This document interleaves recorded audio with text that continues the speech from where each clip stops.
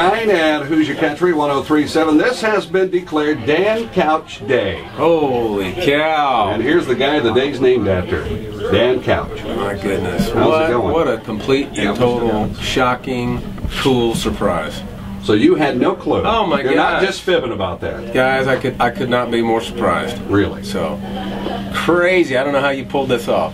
But this is really cool. It was almost ruined on a couple of occasions. It truly was.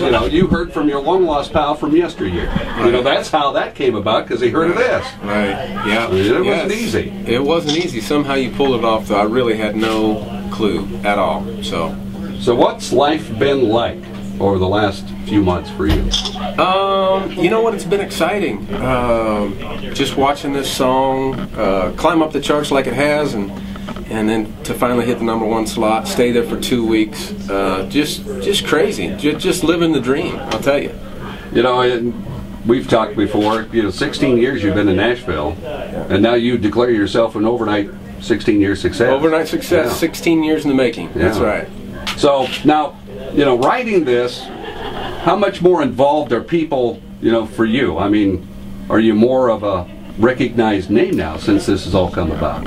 Ever since, I've been writing with Kip Moore for the last 4 years, and he and I started writing some stuff and getting some attention, and some other artists wanting to record songs we'd written, and so there's been a little buzz about Kip Moore and the songs that he and I and some of our co-writers have been writing. There's been a buzz around town about that for the past 4 years, and then finally Kip signs a record deal 2 years ago. And now we end up with 5 songs on a record and a big old #1 song. So is it in Nashville, for instance? Kip Moore probably in Nashville prior to Kip Moore arriving in Logansport was probably more of a common name in Nashville. A little bit more known. People definitely knew. Sure. Yeah. People definitely knew. No one could tell. I mean, I spent a lot of time with Kip, and I thought this guy is a star, and to see this happening, unfolding for him now.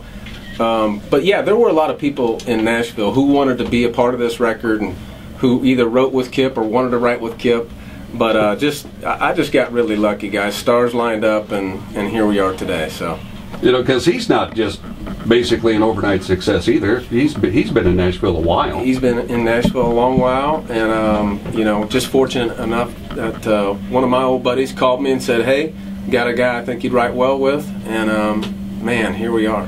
Now you're a staff writer, correct? Well, I have been a staff writer. I was a staff writer for 4 years with BMG, one of the biggest publishing companies in the world, huge presence in Nashville. Spent 4 years with them, was out of a deal for a year, spent 3 years with Malaco. And then after the Malaco deal, I talked to my wife and said, "Babe, look, we don't need to sign another publishing deal where we don't own any of this publishing." So we just kind of tightened up the belt, and here we are. We actually have our own little publishing interest. So all these Kip Moore songs are part of the Songs from the Couch catalog. So now this album, you have 5 songs on the album that you... 5 songs on the deluxe edition, yes sir. Okay. So there are 2 different, and that needs to explain because there's a deluxe and there's a regular. What's the difference? They went ahead and put "Mary Was a Marrying Kind" on the deluxe edition, which I don't think they did on the regular Up All Night. And then they put a song Kip wrote by himself, "Motorcycle," and then I think on the iTunes deluxe version, I think they put an acoustic version of "Something About a Truck" as well. Okay. So. And now, Walmart is Walmart. Is that the only place, and then iTunes, or is it available? Walmart, Target for sure. Okay. And iTunes. All right. So if you go iTunes, you can get the deluxe. You go iTunes, version. you can get the deluxe. Yeah. So you can get that. I don't know how many. Well, I got, and this has been some weeks back when Something About a Truck for digital downloads hit gold, and that's been some weeks ago. Yeah. It went gold, and now we're actually approaching platinum status for the single. So we're over 800,000. As of last week, we were 832,000, and I think we're still like #3 on the country iTunes charts, behind like Luke Bryan and maybe Carrie. So. All right. So platinum, just for the listeners out there to know, that would be 1 million. 1 million single downloads is what we're approaching. So I don't think it's going to happen by next week by the party. That would have been really cool by the time the #1 party in Nashville happens at BMI. But yeah, it's crazy. It is crazy. I'll get texts from Kip on the road, or he'll send me a picture. I've been out, went down with my brother and some friends and saw him in Bloomington. But it's just insane to see so many people just, loving on Kip Moore and loving on Something About a Truck. So. Well, your brother was telling me that you just came down from Michigan. You went up there to visit some friends. Yeah. He says you guys were at the beach, and he heard somebody singing something about a truck. He thought it was your buddy, and turns around, there's kids back there. They're singing that song. I know. What's that like? I don't know. It is really, it's kind of unbelievable. It's just too much to believe that so many people could be aware of the song and love the song and want to sing along, and it's an awesome feeling. Now, we originally talked, it's been some years ago now, when you released a country song through Lone Star. Lone Star did a country Christmas tune. Yes. That you had written, and I got that. Yeah, that was a few years ago, and I'll tell you, that's one of those things where, as far as financially, it was not a financially impactful endeavor for me, but it was one of those little things that keeps you going through the years, because you're trying so hard, and it's such a competitive business, and really sometimes you start to wonder if the stars are going to completely line up, because you get so close so many times. And that song is, it was on a Lone Star Cracker Barrel Christmas release, but that song at the time meant so much to me. I needed that just to keep going, to think, and from my wife to say, hey, we can do this, we're getting closer, and so yeah, that was an important song for me. There have been a lot of deals that Cracker Barrel has done with artists that have been very successful, where they're exclusively through Cracker Barrel. Right. Of course, that's a Christmas album, so, right. But it's available there. There were several copies sold. Absolutely. And it just, it helped keep the dream alive for me. And that was actually at a point when Richie, the lead singer, had left the group. And so they had a new singer, but at the same time, it was a really big deal to me, and a lot of folks I know from Logansport went out and bought the record and supported that, and that was really cool and much appreciated. But side note, Richie's back with Lone Star, so they're getting ready to come with another record. Some of my buddies have been writing for that project. So. He's one of those guys that you take him out of the group. It's like they just don't sound the same. It's hard to match that voice. It is. And I love Sammy Hagar, but David Lee Roth is Van Halen. I'm sorry. Sorry, guys. All right, now, then I heard from you again. We talked again when a singer by the name of Joshua Stevens did Rock and Roll in Pensacola. That was a song you wrote. That was a song me and my buddy Jim McCormick and Josh wrote the song. Jim McCormick is a staff writer in Nashville for BMG Chrysalis. He's experiencing his first big hit right now with a Brantley Gilbert song, You Don't Know Her Like I Do. Oh, yeah. And so that's pretty exciting. But yeah, me and Jim and Josh Stevens wrote that song, I think just before Josh went on to Nashville Star. And since that time, Josh does a little bit in music, but he's kind of moved on. Started a family and sort of doing photography more than he is music now. I've had several people ask me this, and I can't truthfully answer it because I didn't know for sure. They've asked me, does he write and also do the music from your perspective? Are you involved in also... Absolutely. Okay. Yeah, music, melody, lyrics, we kind of typically, the way we do it is we sit down with guitars and start plugging away. And a line will come and a melody will come and somehow it all comes together, and sometimes we, write something magical. So. Well, Mary Was the Marrying Kind, that's the next time we kind of got together. Yep. Now that song bubbled into the top 40. It did, and there were such high expectations for that song that was another one of those times where so many people, and this is at the label level, this is Universal Music Group, and so many of the high-ups, they just thought that song was the right song to break Kip with, and he had a huge number of ads the first week and good ads the second week, and the song was moving up. And then at the same time that he was moving up, American Idol comes with two kids, Scotty McCreery, Laura and Elena, and the same promotion staff that's responsible for Kip is also responsible for those kids off American Idol. And so it put them in a tough place. And I'll be honest with you, I think that really affected how high Mary was able to go. And so that was a tough one to swallow. That was one where I felt like, you know, somebody had really kicked me.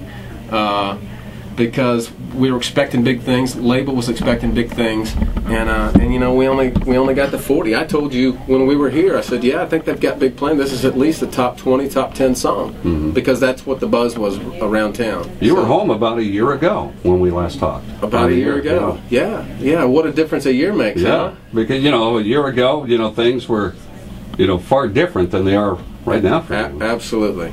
Yeah. Now your brother, I've been talking with Daryl quite a bit over the last he's my biggest fan over the last week or so, and was indicating, you know, basically that your next song, or Kip's next song that will be released, is you didn't write that. Yeah, and I'll forgive Kip eventually, but no, you know what? He wrote a great song with Kiefer Thompson, who's a buddy of ours. He's one half of Thompson Square, Kiefer and Shauna, and they wrote a great song called "Drive Me Crazy," and that they felt like that was the next best single for them to come with, and to continue the success. You know, as exciting as this #1 is, it's just his first hit, and so we've got you know, they're trying to build a career. And thank goodness I've got other songs in there, so maybe we can get another single before this record is done. But yeah, I think "Drive Me Crazy" is a big hit. Wish I'd been in that room writing with those guys that day, but they did a great job, and I think it's a hit song. Now let's talk about "Something About a Truck." How'd that come about? You know, it came about just like most songs do. When I write with Kip, we sit down and just start talking about stuff, and the conversation led to trucks that day. And we got swapping stories about trucks. I had a '62 Chevy flatbed in high school, and you know, he drove a truck in high school, and his dad had a truck, and we started talking about trucks. We were done for the day. He started kind of grooving on that "Something About a Truck" groove, and I was actually on my way out of the room, came back in the room and said, "Dude, there's something about a truck in a farmer's field," and it just kind of built it like that. We talked about, you know, trying to write it like "I Don't Know Why She Swallowed the Fly."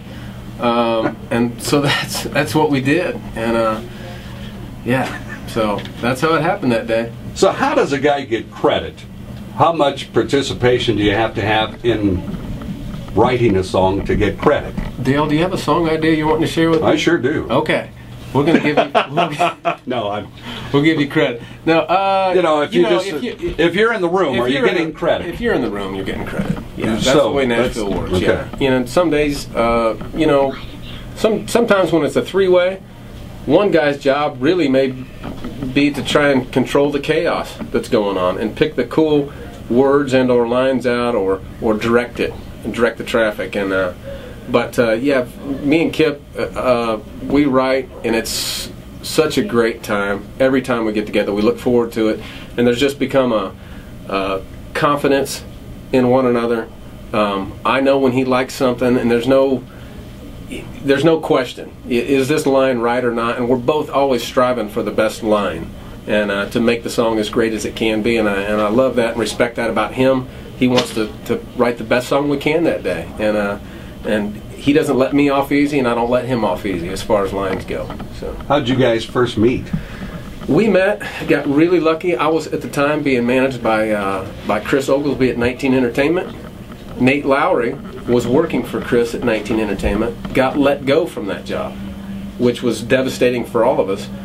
But then he went to work for Brett James at Cornman Music Publishing, and Nate called me as now the creative director of Cornman and said, "Hey Dan, I think I got a guy. I think you guys would write well together." So that's how we got connected. So he had a feel even in that before you guys met that you'd probably work well together. Yes, yeah, that's exactly what happened. So thankful to Nate Lowry for that.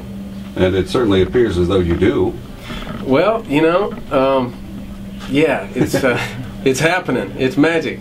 Now, what about, you know, for the rest of us, of course, us stargazers, when we talk about Nashville, you know, we hear, oh, Luke Bryan, you know, or you know, Blake Shelton. Sure. You're probably seeing these people on a regular basis, aren't you? You know, I see these guys. You know, I've seen Blake. I don't know Blake. I know Luke a little bit. When I first got to town, he came to town not long after I did. So he was in Nashville a long time before anything really started happening for him. And he and I wrote together a couple times, but we were both brand new writers and probably really didn't even know what we were doing completely, but thought we did. And so, you know, I'm happy for Luke and all of his success. The buddy Jim McCormick I mentioned earlier, he's really good friends with Luke. So, you know, it's not that big a town. So you end up kind of at least running into somebody, or you're not maybe one person removed from all these guys. So I understand now. Coming up, I think it's tomorrow. They've got a music video award. Yeah, CMT Awards, and my wife and I get to go and you know, hang out. And I guess Kip's going to sing at least a piece of something out of Truck. I don't know if he's up for any awards or not this time. It's kind of early. It's all happened so fast, but yeah, we get to go to the awards show. So you know, that's something that I said to Daryl the other day. I said, you know, 2 weeks in a row, you know, that song's #1. That's not a very big occasion anymore. The song doesn't do that very often anymore. No, it doesn't do that very often anymore. And for a debut artist, the last time that a debut artist had back-to-back weeks or 2-week #1 was Gretchen Wilson with Redneck Woman. That's 10 years ago. Mm-hmm. So, and you know, with that being 2 weeks, is there the possibility in your mind, or has there been discussion, Song of the Year? Wow. You know, I don't know if it's a Song of the Year, but I think, you know, they have a Single of the Year category, mm-hmm. and it's probably going to have enough spins to compete for something like that. So yeah, how awesome would that be?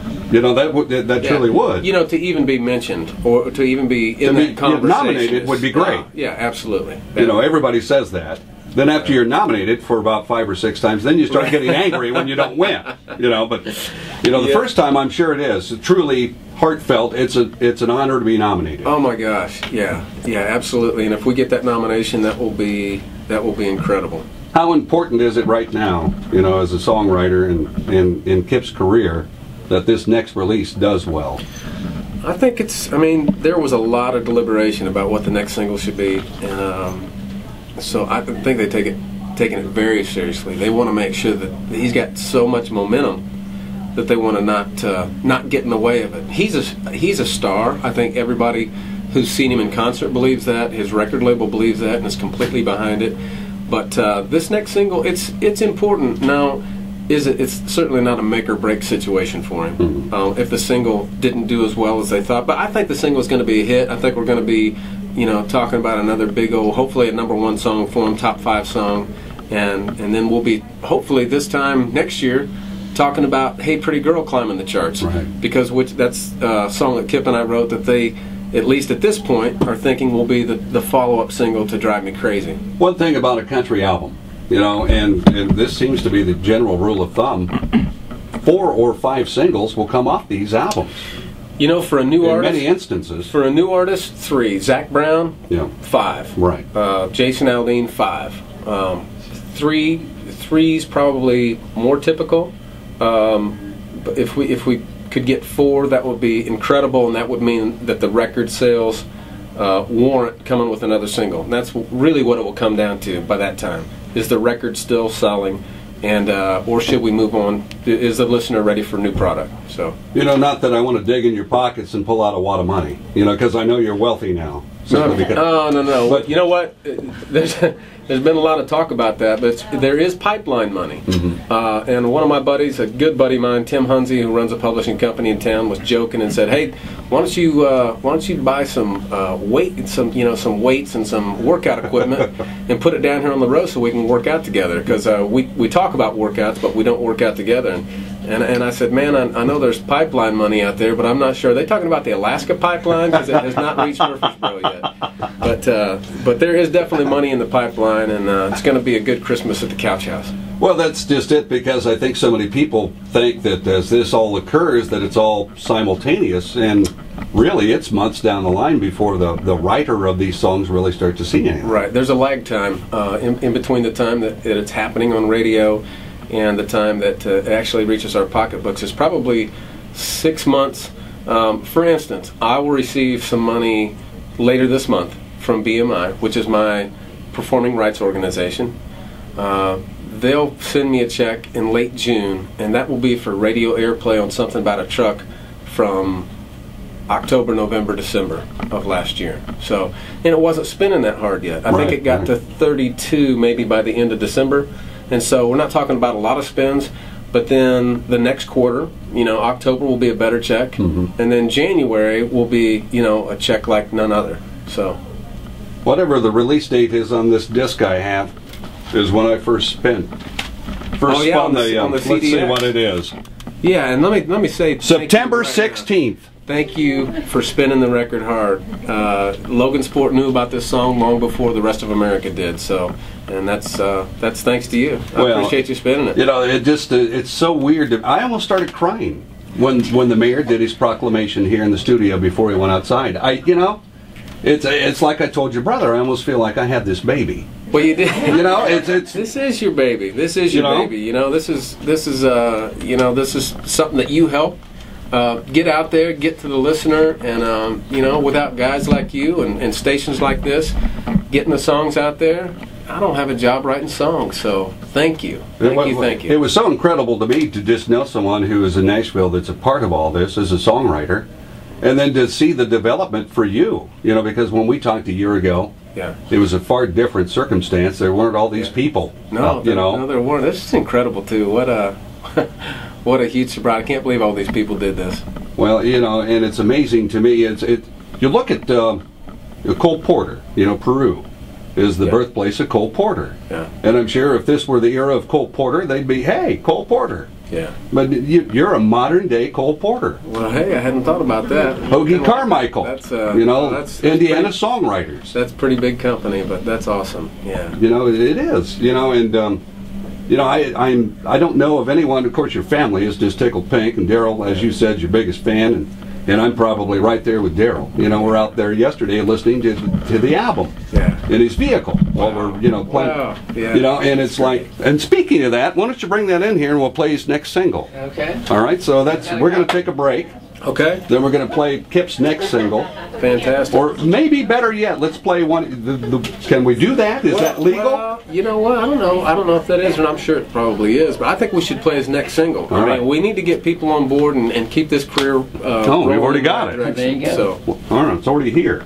So the next single is what are we doing? Drive Me Crazy, side number 1, I believe. All right, Drive Me Crazy. I'm looking. Kip Moore. Oh, there it is, right, the number 1. For heaven's sakes, I'm looking everywhere but at number 1. All right, you ready to hear it? Absolutely, unless we need to take a break. Well, we'll take a break, then we'll play it. Sounds good. How about that? We'll come right back. We'll talk more. It's Dan Couch Day in Logan Sport. All